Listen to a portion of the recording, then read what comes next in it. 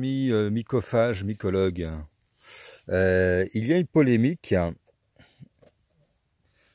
parmi les mycophages et les mycologues. Est-ce qu'il faut arracher le champignon avec son pied ou est-ce qu'il faut couper la base du pied? Les deux se discutent, mais moi personnellement, je préfère prendre le champignon dans sa totalité, même si on peut le connaître en apparence. Évidemment, le cèpe, on pourrait couper la base du pied à la rigueur. Mais certains vont dire que si on laisse la base du pied dans le sol, eh bien, il pourrait pourrir et faire pourrir le mycélium. Donc, bon, pourquoi pas? Ça se discute, effectivement. Maintenant, vous avez des gens qui vont dire « Ah, mais si on arrache le champignon, on arrache le mycélium avec. » Là, on va se calmer parce que le mycélium, c'est un réseau extrêmement développé dans le sol. On ne peut pas arracher tout le mycélium avec le champignon. Le mycélium continue à exister, bien évidemment. Alors après, ce qu'il faut savoir, c'est que le mycélium, c'est quelque chose de très particulier. Le mycélium, c'est un peu l'Internet avant l'heure. Des expériences ont montré que lorsqu'on marche sur un endroit où il y a du mycélium en dessous, eh bien, ce mycélium est capable d'informer le réseau mycélien de la même espèce, même à 400 mètres, 500 mètres de distance. Donc le mycélium, c'est aussi un véhicule d'information.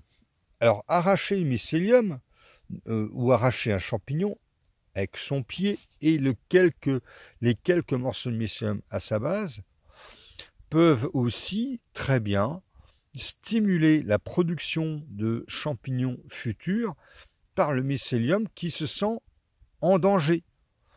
Se sentant en danger, ça peut favoriser une production accrue de carpophores.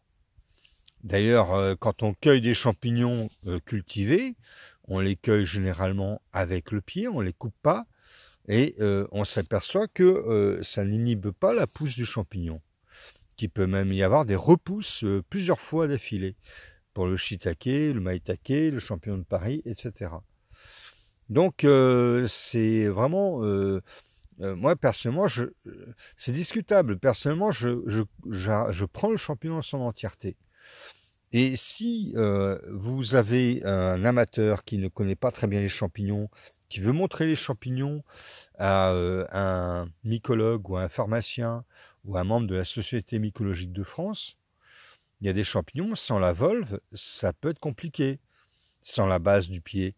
Et la base du pied comprend la volve. Alors si vous cueillez le champignon sans arracher le pied, eh bien vous ne récupérez pas la volve ou le bulbe éventuel qui peut se situer à la base du pied. Donc moi je vous conseille de ramasser le champignon dans son entièreté. Après, si vous connaissez les champignons, par exemple là il s'agit d'un cèpe, eh bien faites comme je fais, vous coupez ensuite la base du pied ainsi que les parties terreuses pour le mettre dans votre panier. Comme ça vous avez un panier propre et pas un panier plein de terre. Donc par contre, effectivement, une fois que vous avez cueilli le champignon, vous pouvez couper la base du pied et nettoyer le champignon pour ne pas avoir de terre dans votre panier, comme on voit ici. Là, ici, on a un panier propre qui va être facile à nettoyer, où les champignons, une fois rentrés à la maison, restent propres. Eh bien, à très bientôt.